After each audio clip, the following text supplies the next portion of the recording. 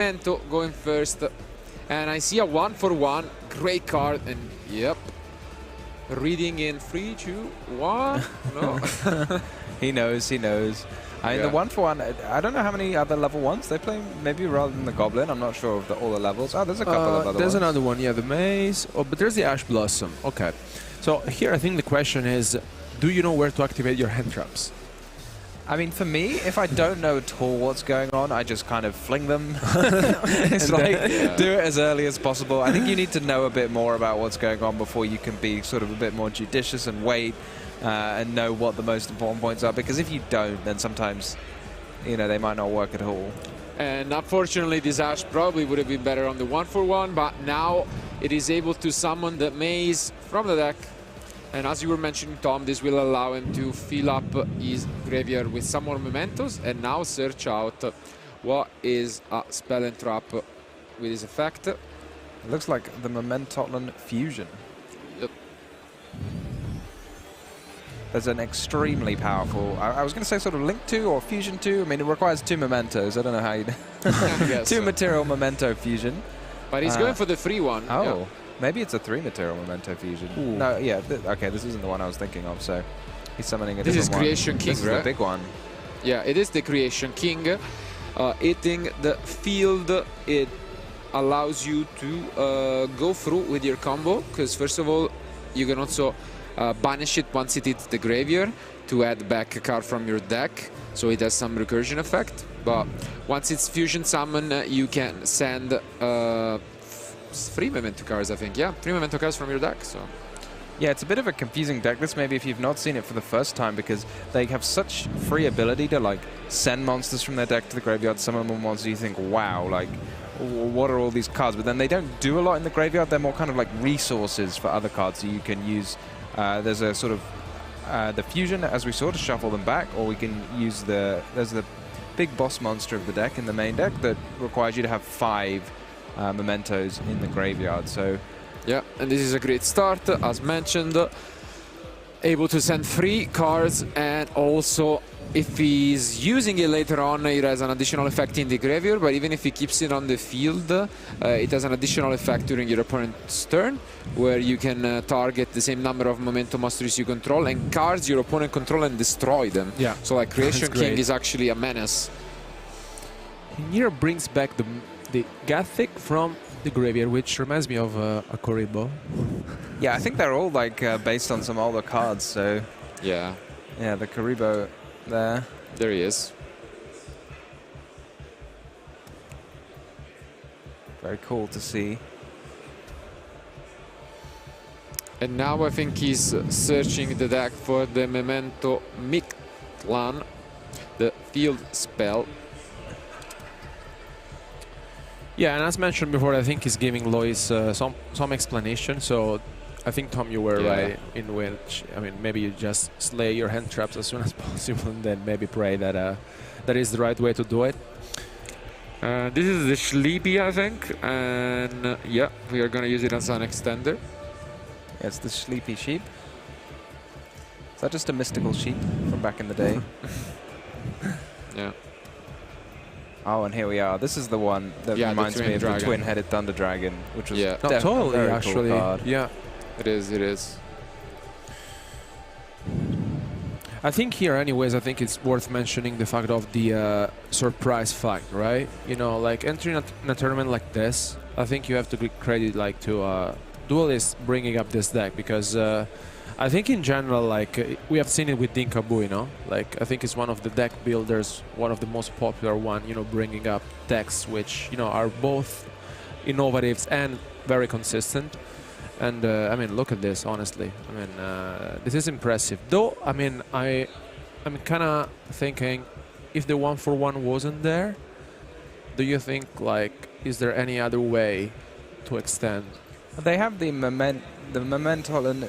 I don't know how I'm going to say this. You can try Tatsunutushigo? Yeah. There you go, I tried.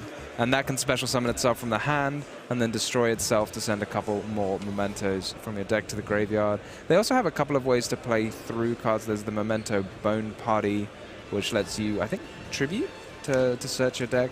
So they have a couple of, I mean, that being a quick play spell is quite a powerful effect. So I think they have a few tricks up their sleeve, but I don't know how many. I suppose it's, again, you'd have to figure it out from practicing with the deck a little bit more. And I think Raphael can totally teach us how to pilot the deck, because now the Horned Dragon has been summoned on the field, and here comes the SP Little Knight. So, I mean, I think at the end of the day, it's like you can navigate through hand traps, and at the same time, I think the end-up field still... Ooh, okay. Here, I think this is the boss monster you were talking about. This is the big boy, right? yeah. So it's a lot of work to summon him out, because you need 5 mementos to be shuffled back. And then while it's on the field, what does it do? So basically, when you do not control any other monsters, this card can attack every other monster your opponent controls once each. And if your opponent activates a card or effect, you can special summon 1 memento monster from his graveyard. Oh, interesting. Is that once per turn? Yeah, it is. Okay, so maybe the big fusion will come back out. Yep. And then you can destroy cards up to the number of memento you controls, and I think now we get the cranium back. Il cranio. Mementos do look like they're having good fun. They have the cranium burst that looks like a good disco. They have the bone party. They're just having fun, destroying things. And funnily enough, the cranium basically obliges your opponent to attack your monster which has the most attack on the field. So quite a few problems. It's a bit like a kind of nightmare pain thing when you've got a 4,000 attack point monster. Yeah, it also negates master effects, which is quite relevant. So, and that works exactly only if you control the combined creation, which is the case at the moment. So that's actually pretty strong. But now finally the deck is revealed, and the Salamangreat gonna try and stay in this. Do you think this can be part of the standard combo summoning SP? It looks a little weird to have to have summoned an SP at some point during your combo. I mean, I guess it kind of makes sense that you want to use the effect in the graveyard from the fusion, because you just get it back for free regardless. So I guess sometimes you go for the Silhouette Rabbit, depending on your end. But he'd used the Silhouette Rabbit. Yeah. Maybe I guess if you had the one more monster somehow, then that IP would instead be an SP, and then... Yeah, something like that. If he's running IP. But yeah, this looks pretty reasonable still. So now the pressure is on his opponent to try and fight back. At the moment there are a couple of negations, and I think he's gonna use the cranium so to negate the effect. Seems like it. Salamangreat of Fire, one of the newer Salamangreat monsters. This is the one I believe it's very powerful, but it does have the restriction that you can only summon fire monsters.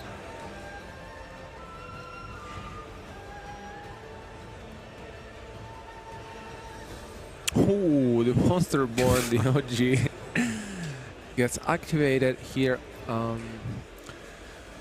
It's a little bit of a double-edged sword here with the SP. If you Monster Born your opponent's monster and then they SP, do they get it back themselves? Yeah. I want to say that they do. Oh, but I think that's it. That's it. Perfect. I guess we don't know the Salamangreat combos either, you know? Fair enough. Which is weird, honestly. No, it's actually quite surprising. Yeah. Usually, I mean, you would at one, least between the main deck and side deck just have them in the deck. But no, just going full gas into the monster engine, I guess. And that starts things off with the beautiful quarter century, seems like, Gazelle. That's a Salamangreat of Fire. No, but he added the he Gazelle. added the Gazelle, Yeah. okay. Fair enough. There it is. I mean, you're just lagging a bit. It's fine. Here you are. So the Gazelle, as always, cannot send a spell trap, I guess, at least a trap card, because he's not playing any, but you can just use the effect once we have added this Sanctuary to go and send a lot of different cards from the Spinny to Jaguar. Let's see what is decided to go. It is Spinny indeed. Here we go, this classic Salamangreat line of Gazelle into Spinny, into the rank 3 XYZ. Is to get any more Salamangreats you want out of your deck. This locks you into fires, but I think it already locked into fire by the Salamangreat of Fire, so I guess not too much of an issue. And yep, at the moment it doesn't seem like there is any interruption from Rafael. So he's just gonna bring this Weasel. Is it just its old princess? A lot of different ways to do about this. He goes for the princess, makes sense. Interesting to see, like, I mean, Princess is an unbelievably powerful card, and we've seen it, but mostly in the Snake Eye deck, and so it's nice to see it spread out, you know, spread its wings. Yeah. Into a few other strategies. Salamangreat can surely make very good use of it as well. And similarly, we are now gonna get to see how the Salamangreat, I guess, Pyro Phoenix was supposed to be used with the Sanctuary to just give it an upgrade. And yeah, pretty solid start. Getting max value out of the Sanctuary there, which is nice, isn't it? And if you're talking about max value, look at this wheel of the Salamangreat, which with this rank 4 can bring so many monsters back. Who needs Soul Charge? Yeah. Build your own, and there it is. Look at this. Wow. Yeah, I mean, this is super fun. What's going to happen? That's the real question. Where does it end up? Ooh, Synchro Lines. Interesting. This one we have not seen in a while. The Brotherhood. Yeah. This lets you special summon a level 3 or lower fire monster? Which is Ash Blossom. Wow, because you can get it back afterwards with the Sunlight Wolf. Sunlight Wolf. Yeah. This is actually quite creative. Yeah. Well spotted combo, I guess. Interesting one. And we are going even for the sprint. Okay. Everything is happening right now. Wild. Yeah.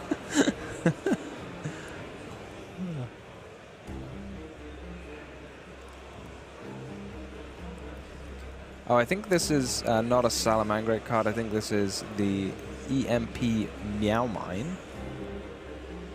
Has an effect in the graveyard. I think to bounce one of your opponent's monsters at the right time.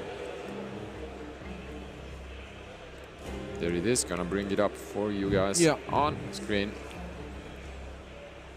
I like this, like just going all in with your monsters, because it's often a lot more of a consistent game plan when you just have a full deck of monsters, because then you can just draw any of them, whereas if you need to do your combo to search the traps, but you draw the traps in the first place, then sometimes you can end up a bit stuck.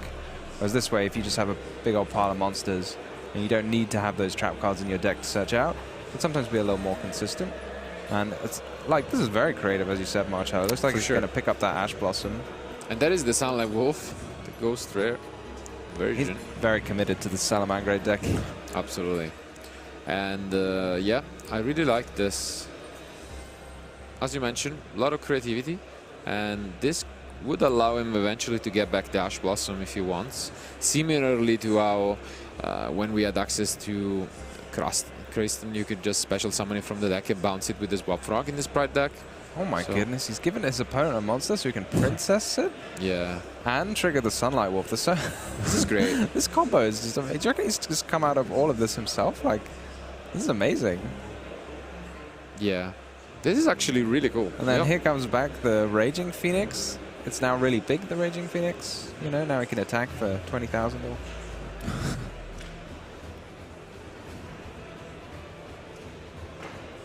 Is that another Raging? What's that? No. Pyro Phoenix. It's the Pyro Phoenix, yeah. And now we end also on another interruption with the Pit Knight. And yeah, this is definitely not your usual Salamangreat combo, but I'm loving it. And let's see whether this will be enough. As you mentioned, we have an Ash Blossom. We are probably not quite sure where to use it, so we are going to use it on the first card that Rafael activates. But it's now back on him to fight through this. Did he top deck a Veiler as the last card? It did look like it. It's not really what you want to see as your 6th card ever. Okay, but we start things off trying to force out some interruption from the Salamangreat. With the Dark Blade normal summon, it looked like. Dark Blade was a very cool Yu-Gi-Oh card back in the day. Absolutely. We're playing, Tom? Huh? And this is even cooler. I don't think I ever had the card in a deck. I just remember thinking it was really fun. It was really cool. I thought you were going to bring up the original Dark Blade there. I might. There it is. Tom, make you up. Thank you very much. Beautiful.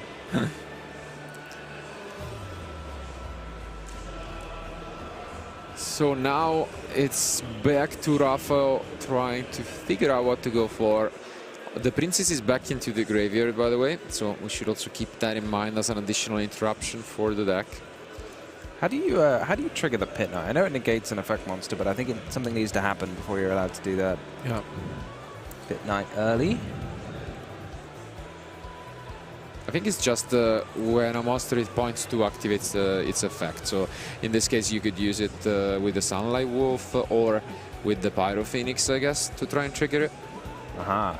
And basically use it as an effect vader of your own, I guess, yeah.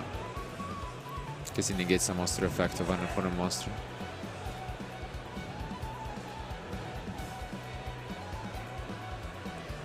And I think the Sleepy is back. Your favorite, Tom. Sleepy Sheep. I mean, it is fun. Like these cards are all like callbacks to other. Yeah, absolutely. Other Yu-Gi-Oh cards. There it is. Not sure what's supposed to have happened to them. We don't want to know.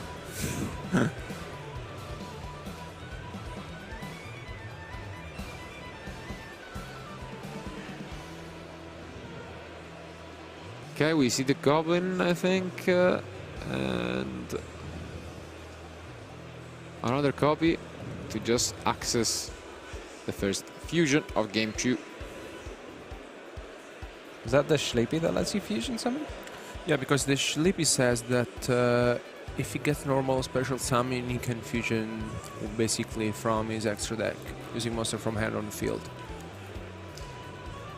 And now we see the Ash Blossom. Maybe we have learned from game 1 what the threat was. Last time it sent 3 cards from the deck to the graveyard, so that seems like a good thing to Ash Blossom. 3 is a lot.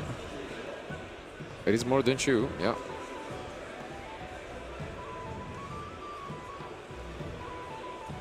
And now we are gonna activate the Goblin, it seems.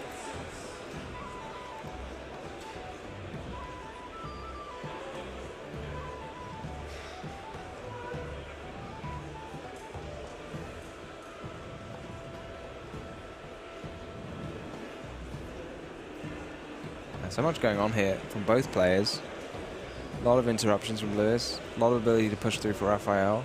Raphael got 2 cards left in hand, one of which we know to be the Effect Veiler. So is he going to start to run low on more pushes?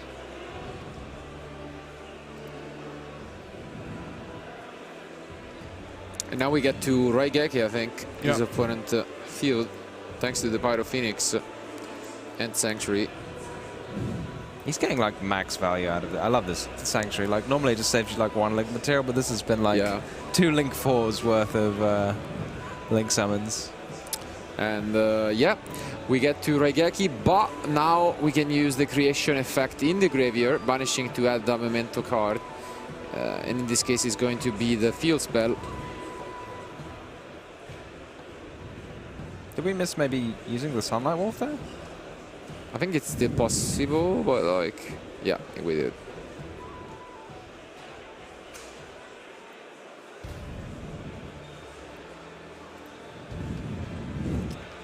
And we do have an additional push, this time with the Horned Dragon, I think. And yeah, just explaining to his opponent, because he didn't use this in the game 1, I believe. So one of the missing memento cards. Yeah, and it's really good if he gets destroyed by a card effect. Basically, he can destroy 3 cards, 3 face-up cards on the field. So, and I guess it's quite possible to destroy it using your own card effect sometimes. Yeah. In this case, maybe if you don't have any more mementos though to destroy it, maybe this won't be the plan.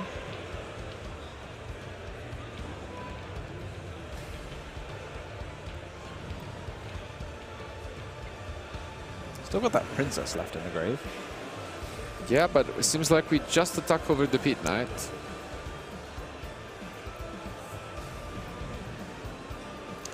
The Orange Dragon is 2850, so big boy. Yeah, it's a Tri-Horn Dragon. Yep. Yep. Want me to bring that up on as well? I think so. I think we need We to. go through some history of Yu-Gi-Oh cards. Let's do it. It's one of my favorite. He does look quite cool. Yeah.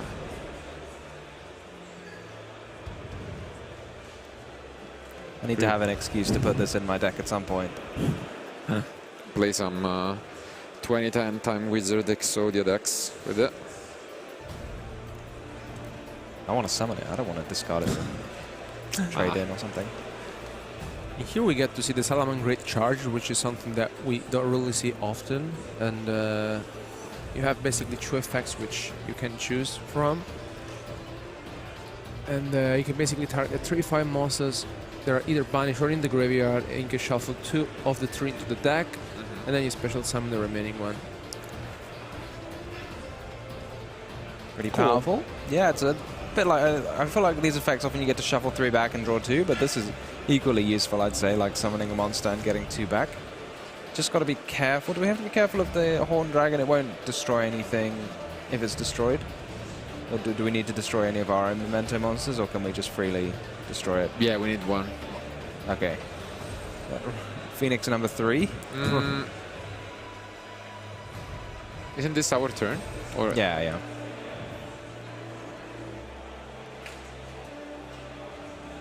The turn Okay. was passed. Okay. And now buildings come back. Gazelle is back. Yeah, this is so much advantage.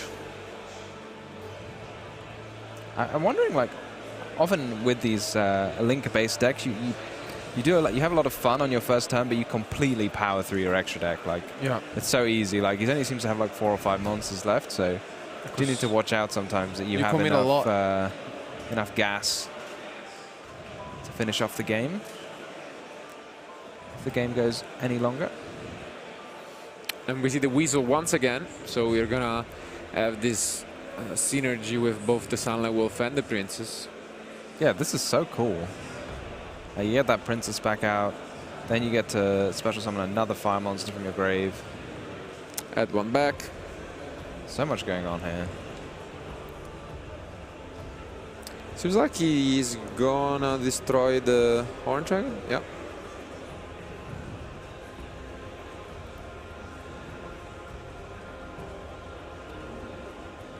And yeah, this is quite a bit of Salamangreat monsters from our player. So Rafael kinda up against the wall, trying to stay in this game, but worst case scenario, we would just walk into a game free for him when he gets to go first.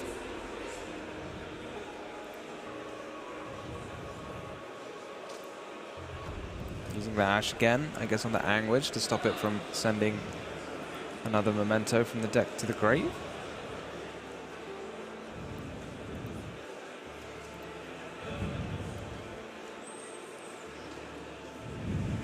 I wonder if there's a way to give Princess to your opponent.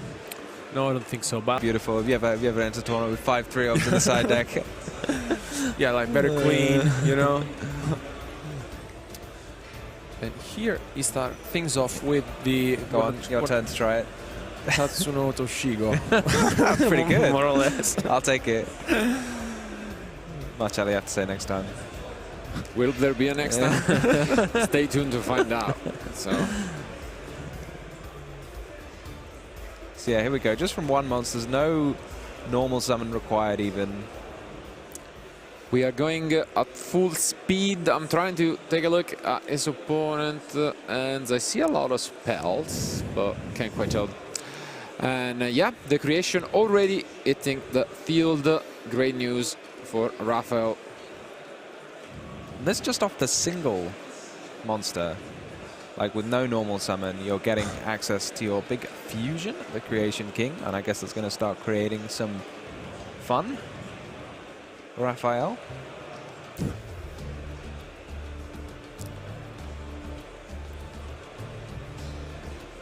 Seems like it, and now we are back to the field spell. Once again, both decks heavily relying on setting up the field spell on their side of the field. Yeah. It's kind of a staple of Yu-Gi-Oh! Nowadays, all the archetypes having their very Yeah. powerful field spells. I mean, in the case of Salamangreat and I think Memento, it's not the 3 of that you play to get your engine rolling. It's like an extra little piece you get that kind of ties your deck together, and you get to search it for free using your engine. It's a little different approach. Not that different from Salamangreat. Oh. Yeah, exactly. Now we could just upgrade as we did in the previous games, and yeah, we do it. Your favorite, Tom? Oh yeah, Thunder Dragon. My favorite card.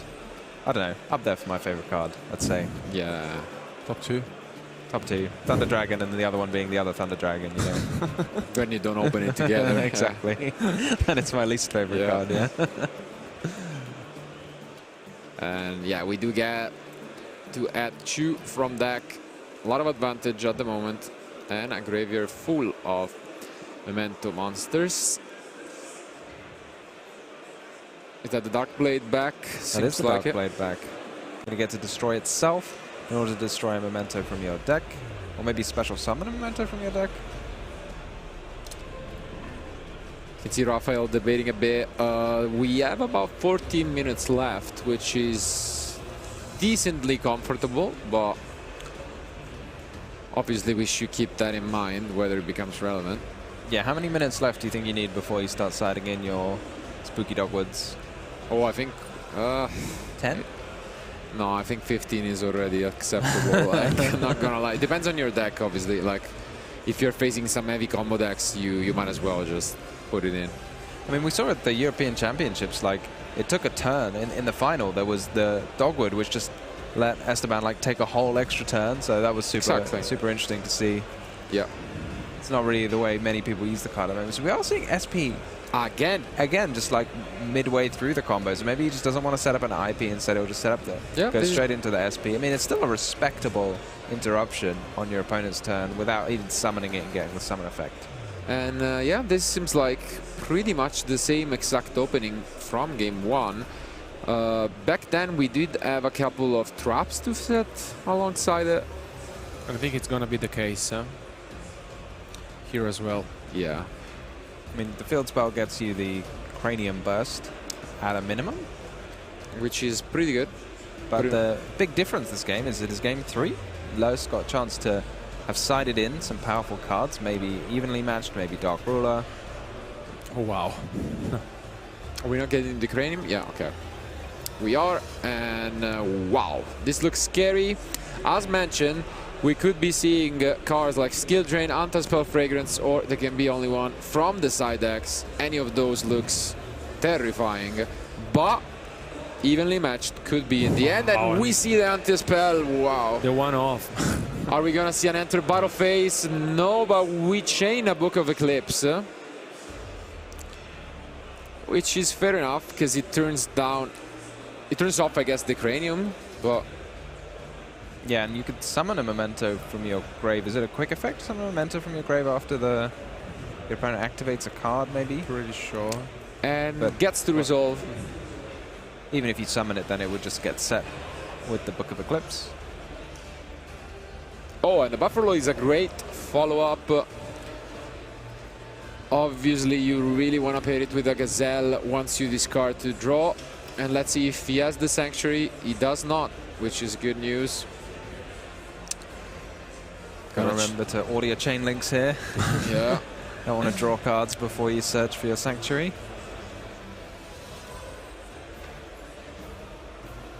That anti-spell is now going to put in a lot of work, right? The Sanctuary's turned off. Ooh, oh, and the Foxy, the one-off in deck. Wow. That's really strong. Does he also have the Gazelle? I think he drew into a circle, which could be good due to the Foxy. And no, we don't have a Gazelle, but we have a Spinny. This is crazy, but the Cold Buy. Cold Buy is a good one. Yeah, I mean, I was thinking, like, how can you stop this Foxy? But that's the way. Is there a universe in which you just... No, I guess it's fine. I was thinking whether Cold Buy could have been activated preemptively, just to avoid, discarding a card like Jaguar Spinny to the grave. But I guess it's okay, probably, to do the SP. But you know what I mean? Maybe without the Gazelle, it's just safer to use it preemptively. Oh, I see what you mean. Yeah, that's kind of interesting. But let's see whether that would be enough. Or whether he has another extender here. Because like... Okay, it doesn't seem like that's the case. We're gonna set a few cards and we can assume most of them to be spells, which gives Raphael a full turn back. And then the monster gets flipped. Yeah, and he he draws should. one, right? Yeah, you got to remember to resolve your Book Yeah. of Eclipse.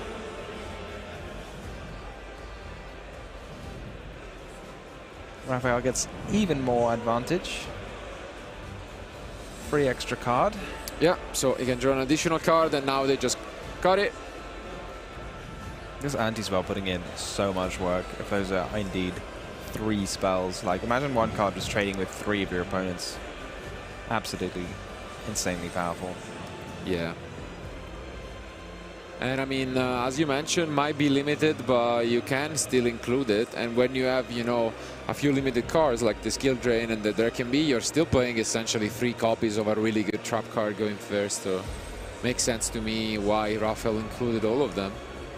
Yeah, it's almost tougher for your opponent because they don't know which one to... Yeah. Like you can have your, you know, your Harpy's Feather Duster. You think, wow, that's great at destroying my opponent's trap cards, but not anti-spell fragrance.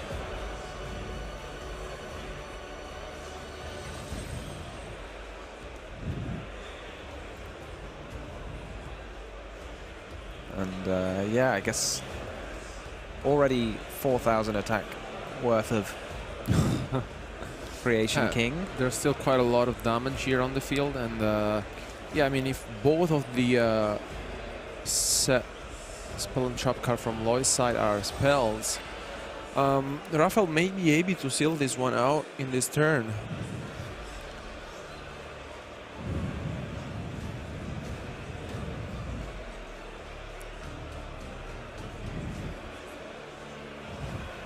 I guess now you have to deal with your own anti-spell fragrance. Getting in the way of things a little bit. Ooh, thought about getting rid of the SP. I was thinking worst case scenario, you can just access another creation and just pop the face downs, which could work. But I don't know how much of his deck relies on activating these quick play spells, there being the Fusion and the Bone Party. So maybe you can do a little less. I mean, I guess there aren't that many times you actually test a lot when you've got your own anti-spell fragrance on the field. You kind of assume that yeah. the game is over, but you still need to be able to play it on and finish off those games when you're in an advantageous position with one of your powerful continuous traps.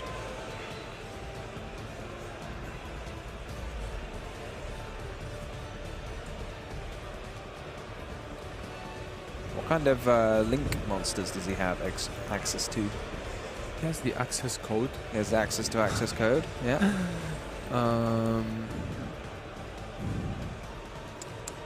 We are switching it to attack position and apparently just entering battle phase. That gonna hurt. He's gonna hurt. That's a big punch. Yeah. And like even at a minimum, access code could. Well, I guess we don't have actually that many different link attributes. Yeah, and the main problem here is that time does come into consideration because there are 6 minutes remaining. So even if for some reason Raphael doesn't find a line to close this one out, which seems like he's just gonna pass, it's tough to fight back with 4,500 life points of gap. I guess, was he signing Lightning's turn? Because maybe that could be one of the face down cards. I don't remember. Yeah, and Lightning Storm, does it need you to have no cards or no? No face up. So you could still use it here, but no, I think it was just evenly and like Ruler. Ruler could be good, honestly, could be fair. But again, it's one more turn without damage, so that's an issue. And no, it's another Book of Eclipse. I mean, the thing is that I don't think this really helps you out much. Yeah. Okay. Okay, another you can try Buffalo. again. but this is quite tough. Sanctuary is gone, so we are just gonna use the Buffalo here to try and find this Gazelle.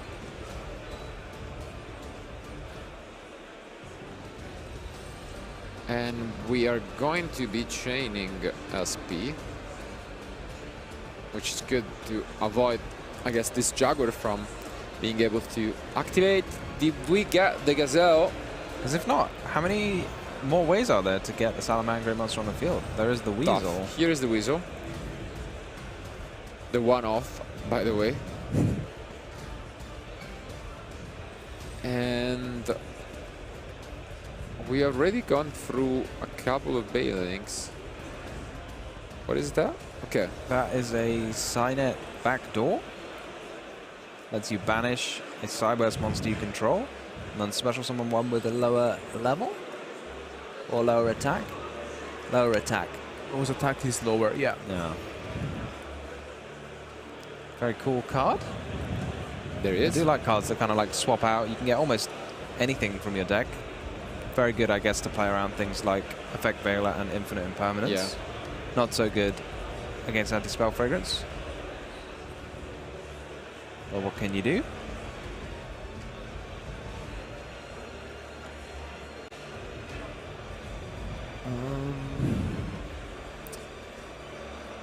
Here comes, I think this is Decode? Code of Soul. Yeah. Ah, he adds it. Okay. Oh, Adds it to Oh, hand and pass. passes. Wow. Unfortunately, this seems like it will be it with only 2 draws. Plays back to Rafal, and